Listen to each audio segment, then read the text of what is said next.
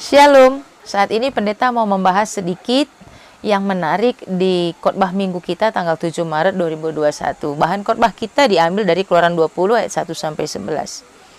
Ada yang pernah berkata demikian, jika engkau ingin tahu siapa sahabatmu yang sungguh-sungguh adalah sahabat yang setia, cari dia saat engkau berada dalam penderitaan.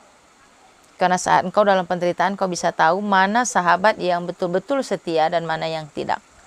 Karena teman bisa banyak saat ada sukacita, ada kebahagiaan, tapi teman yang sejati adalah di mana dia ada saat kita sedang menangis. Allah kita adalah Allah yang paling setia. Saat kita sedang dalam masalah, saat kita sedang dalam penderitaan, mungkin yang lain akan pergi meninggalkan kita, atau yang lain mungkin akan semakin mencibir, atau yang lain mungkin akan mengecilkan kita, memusuhi kita, dan mungkin menyalahkan kita lagi. Tapi Allah, dia akan selalu ada di pihak kita, menemani, memberkati, dan juga membimbing. Dia menjadi teman kita. Ada satu kisah di mana di tradisi orang Afrika, seorang pria yang sungguh-sungguh mencintai seorang wanita dan ingin menikahinya, maka di sana ada tradisi bahwa si laki-laki harus memasukkan tangannya ke dalam lubang semut merah. Dia harus mempertahankan beberapa lama tangannya di dalam lubang semut itu. Dia akan merasakan sakit, ya panas dan yang lain sebagainya, karena itu semut merah, semut api. Dia harus bertahan untuk beberapa lama waktu tangannya digigiti oleh semut. Kenapa? Karena itu adalah tradisi di sana untuk menyatakan bahwa dia sungguh-sungguh dengan hatinya untuk mencintai, untuk meminang si wanita itu. Lalu setelah tangannya ya mungkin bengkak, gatal, panas, dan lain sebagainya, tangannya sudah selesai di lubang semut merah, dan si perempuan akan menerima laki-laki itu menjadi suaminya. Karena si perempuan akan berpikir untuk memasukkan tangan ke dalam lubang semut merah saja dia bersedia, apalagi untuk menerima aku yang mungkin akan banyak penderitaan, yang banyak kekurangan. Dia juga pasti akan setia, ya, dan lain sebagainya. Itu adalah tradisi orang Afrika. Nah, saudaraku yang dikasihi Tuhan, Allah di saat bangsa Israel merasa diperbudak oleh bangsa Mesir, Allah tahu itu. Dan Allah juga langsung memiliki tindakan. Allah mengeluarkan bangsa Israel. Di ayat 2, akulah Tuhan Allahmu yang membawa engkau keluar dari tanah Mesir, dari tempat perbudakan.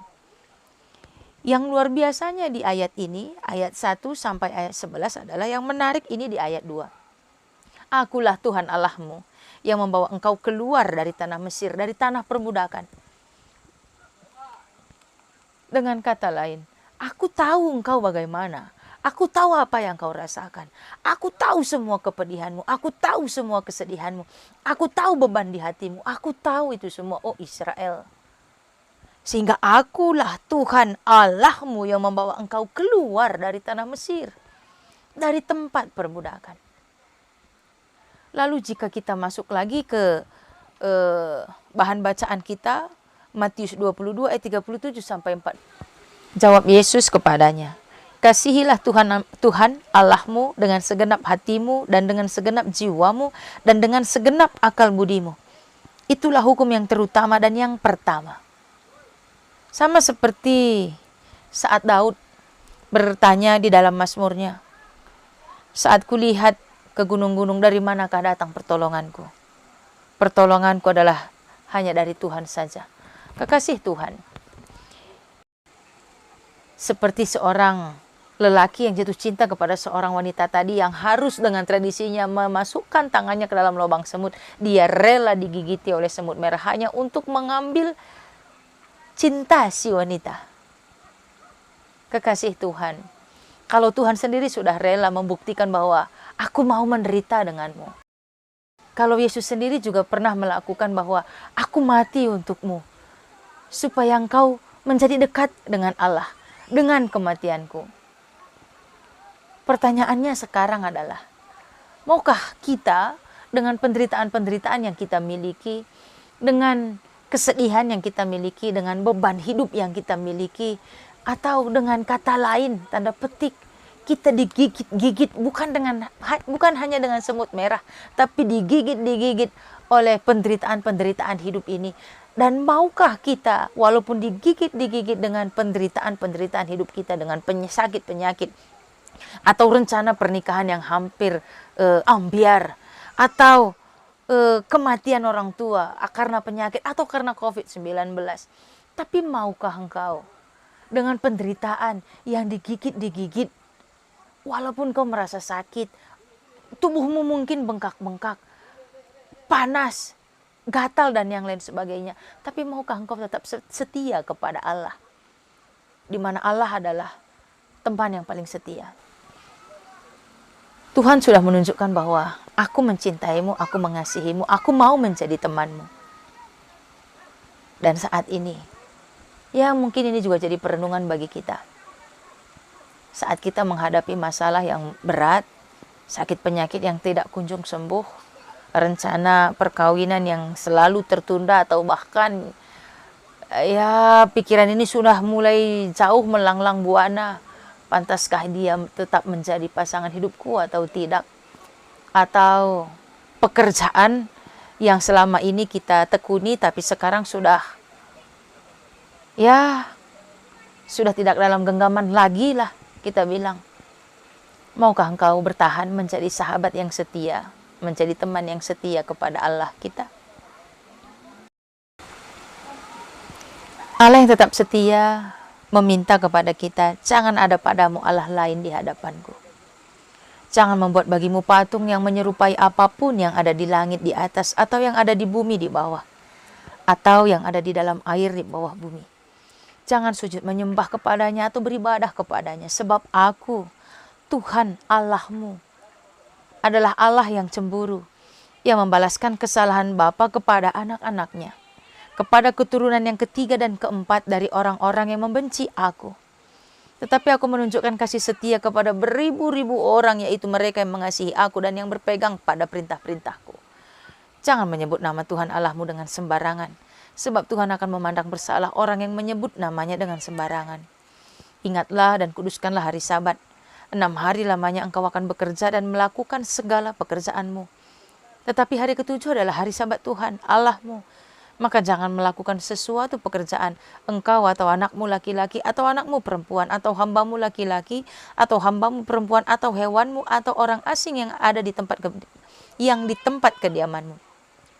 Sebab 6 hari lamanya Tuhan menjadikan langit dan bumi, laut dan segala isinya, dan ia berhenti pada hari ketujuh.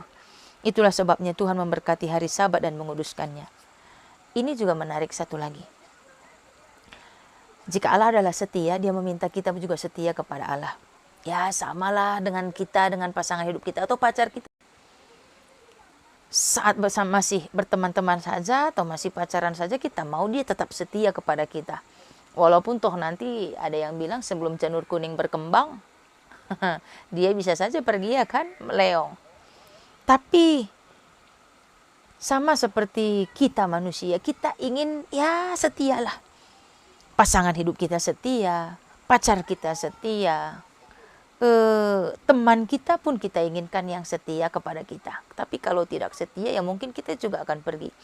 Jadi setelah Allah membebaskan orang Israel dari Mesir, dari tempat perbudakan, Allah meminta, jangan ada padamu Allah lain di hadapanku.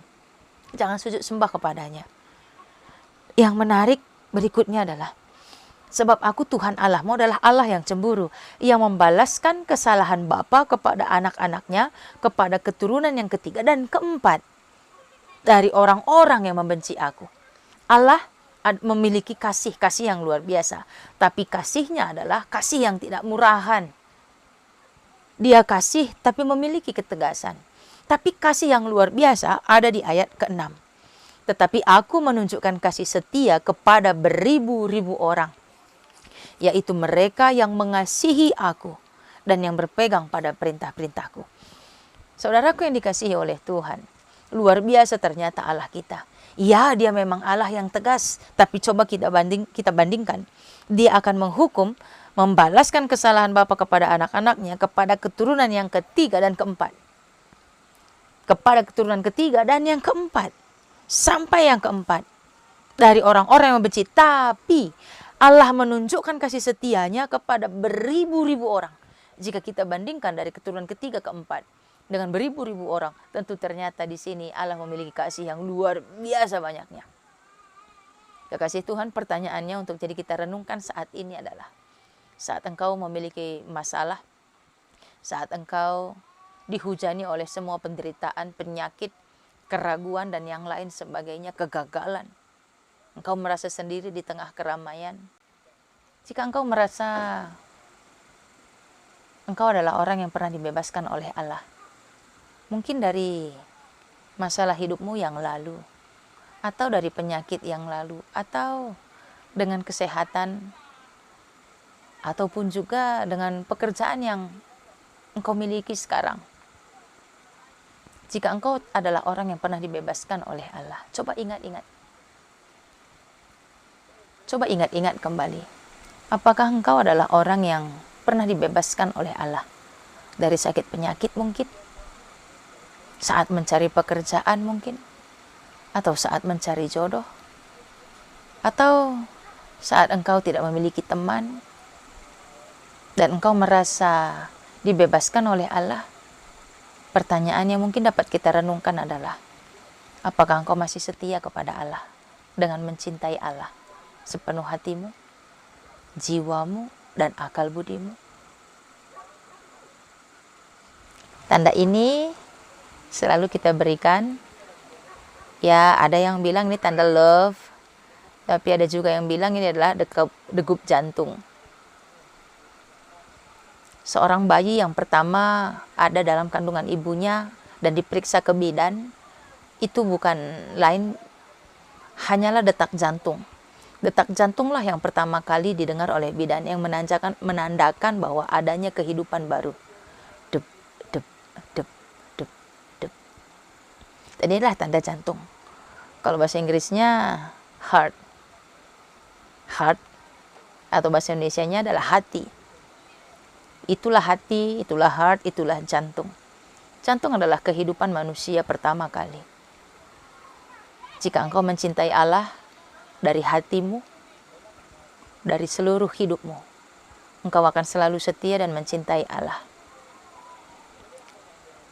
Selamat jatuh cinta kepada Allah dan selamat mencintai hidupmu hanya karena Allah. Walaupun kau sedang menderita, tapi Tuhan adalah temanmu yang setia, tidak pernah melupakan kau. I love you. Tuhan memberkati.